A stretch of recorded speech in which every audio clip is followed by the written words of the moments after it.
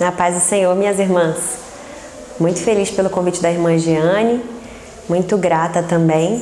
Queria já deixar o meu respeito, meu agradecimento por esse trabalho, que foi uma bênção nas nossas vidas. E queria rapidamente compartilhar com vocês uma palavra que o Senhor trouxe ao meu coração. Enquanto a irmã Jeane me procurou, eu tinha uma palavra que já vinha meditando há algum tempo, mas que era para conhecimento próprio, e eu entendi que o Senhor gostaria que eu compartilhasse ela com vocês também. Então, o título dessa palavra é Reino e Amor, e o subtítulo dela é O Amor de Deus Expresso através de nós. Para nós começarmos, eu gostaria que você abrisse a sua Bíblia em Mateus, no capítulo 10 e no versículo 7, que diz assim: E enquanto forem, pregai, dizendo, o reino do céu tem se aproximado. O contexto desse texto, para a gente entender um pouco do que estava acontecendo, é que Jesus está convocando os discípulos para uma viagem missionária e dá alguns direcionamentos básicos e dá a eles também poder para que eles fizessem coisas boas às pessoas. Que coisas boas eram essas? Que curassem doenças, que expulsassem demônios, que libertassem as pessoas das condições em que elas viviam. A ordem de Jesus nesse momento era que esses discípulos, os seus 12 discípulos, fossem até as ovelhas perdidas e dissessem: é chegado o reino de Deus. E aí eu queria refletir rapidamente sobre o que é o reino de Deus. Para a gente responder a essa pergunta, a gente pode começar pensando no que ele não é. Lá em Romanos 14, no versículo 17, nós vamos abrir rapidamente. O apóstolo Paulo fala o que o reino de Deus não é.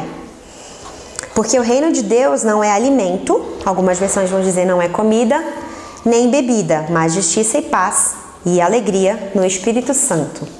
E o contexto desse texto, nós não podemos ler sem contexto, é que Paulo está discutindo com a igreja em Roma quais são algumas coisas que a igreja faz que afetam os outros irmãos. Então, o que eles faziam que escandalizava, machucava ou atrapalhava a fé dos outros irmãos. O reino de Deus, então, não é sobre as coisas que fazemos ou deixamos de fazer, mas sobre como isso vai afetar a vida dos nossos irmãos. O versículo 21 vai dizer: bom é não fazer nada que ofenda o seu irmão. Então a gente entendeu que o reino de Deus não é sobre o que a gente come ou sobre o que a gente bebe, é exatamente sobre como isso afeta a vida do outro. Guarda isso aí na sua memória. Se a gente entendeu o que não é o reino, então a gente passa a refletir: o que é esse reino e como ele chegou?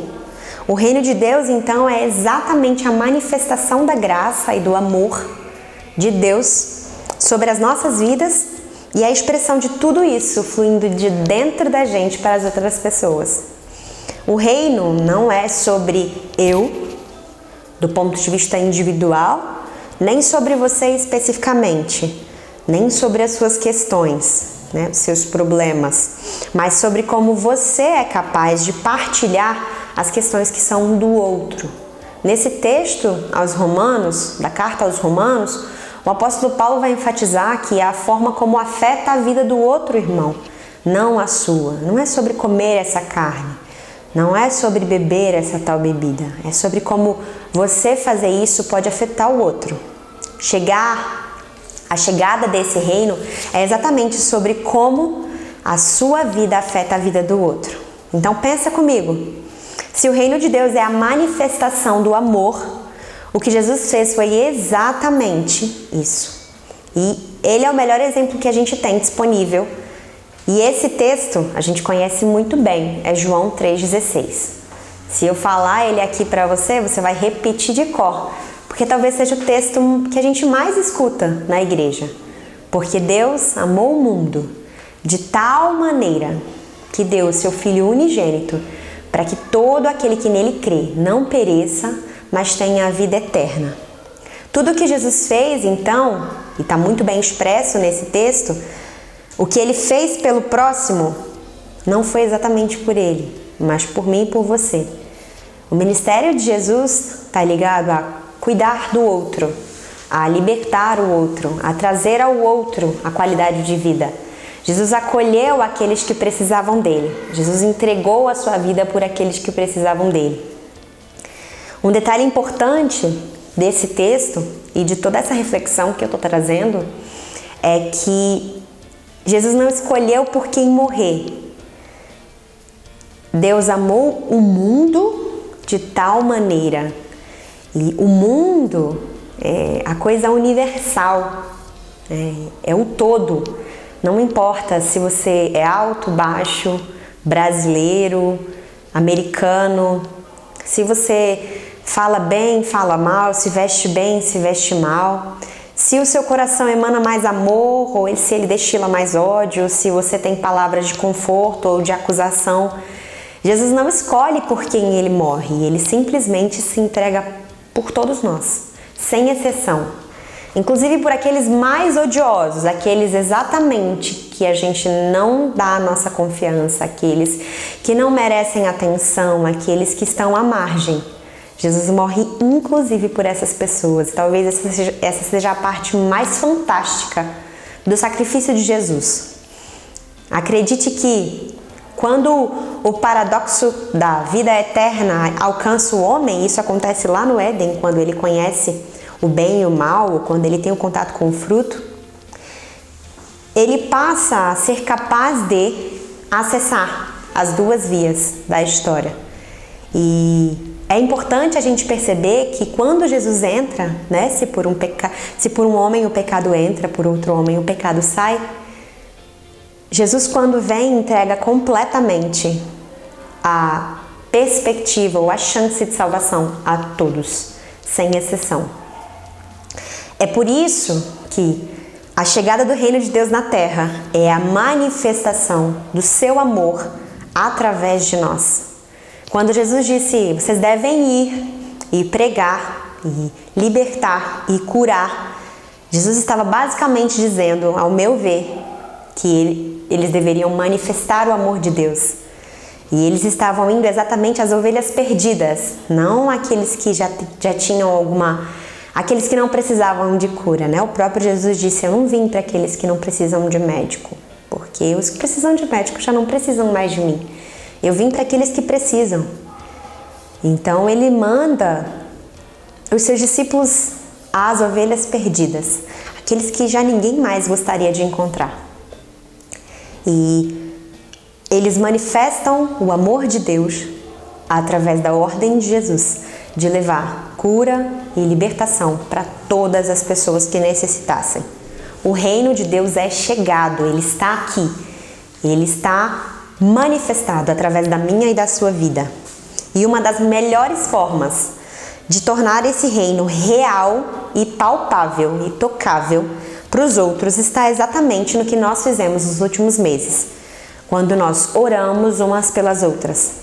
Quando você, às 10 da noite, pegou o seu celular, fechou seus olhos e ouviu o áudio de alguém orando por 3 ou 4 irmãs e se concentrou naquela oração e concordou com aquela oração e orou junto, você estava manifestando o reino de Deus aqui na terra.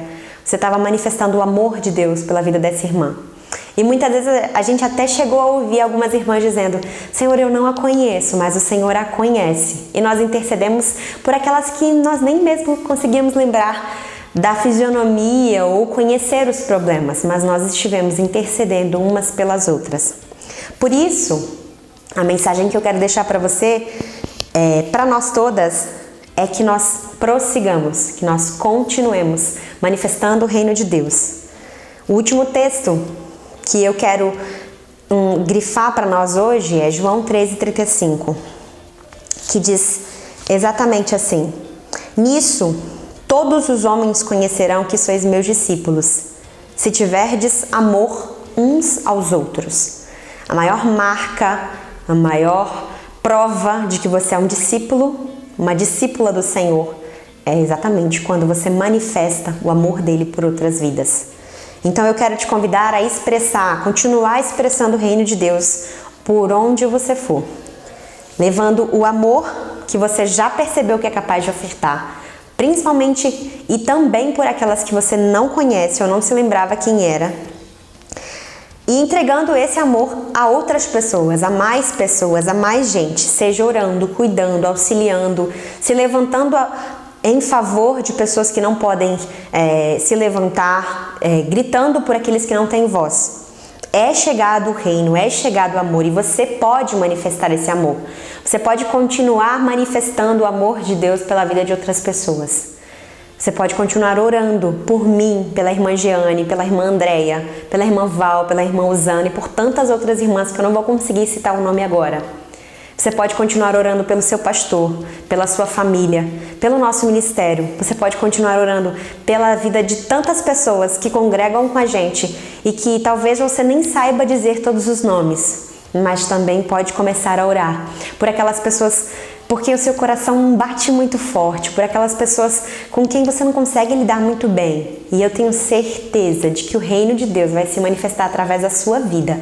Quando você começar a entregar o amor que Deus já te deu, um amor tão grande, de tal maneira que a palavra não conseguiria expressar, que o dicionário não conseguiria descrever, esse amor pode ser expresso através da sua oração, do seu gesto de amor, do seu auxílio, do pão que você divide. Então eu quero te convidar a continuar. Nós terminamos aqui hoje esse propósito, mas a nossa vida continua, a nossa história continua e eu quero que você continue abençoando outras pessoas.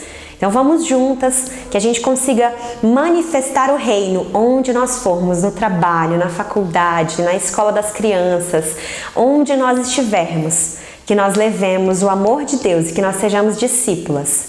Então nesse momento eu queria orar com você, para que o Senhor possa trabalhar no nosso coração ao ponto de transbordar de dentro de nós esse amor que é tão incomensurável, que é tão inenarrável e que pode ser de outras pessoas também. Amém? Senhor Jesus, eu te agradeço porque o teu reino e a tua palavra são expressos de uma maneira tão linda e podem fluir de dentro de nós. Nós chegamos, é chegado o teu reino, nós já começamos a tua obra nessa terra, que nós possamos manifestar, Senhor, o seu amor, a sua graça, a sua libertação na vida de outras pessoas, já que agora o Senhor nos deu esse momento de união, esse momento de gratidão, onde nós podemos estar juntas orando umas pelas outras, nos divertindo, conversando, trocando figurinhas e palavras de fé, que nós possamos multiplicar isso onde nós formos, que essas palavras, que essas orações, que esse amor se capilarize de uma maneira tal que nós sejamos conhecidas como tuas discípulas, aquelas que levam o teu amor, aquelas que entregam o teu amor às outras pessoas, que nós sejamos capazes de amar, inclusive aqueles que não são amados, aqueles que não se sentem amados, aqueles que são os indignos, aqueles que são os rejeitados. Ensina-nos a aceitá-los e a amá-los como você os ama, Jesus. Nós te agradecemos, Senhor, por mais esse período, por mais esse culto, Senhor, porque o Senhor nos ajudou até aqui, Pai. Que o Senhor continue colocando nos nossos corações momentos de comunhão, momentos de gratidão, sempre diante do Senhor, sendo cuidadas por Ti, Pai.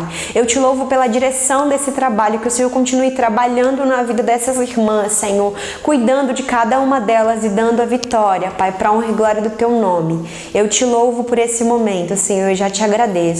Em nome de Jesus. Amém. Muito obrigada, irmã. Que Deus te abençoe.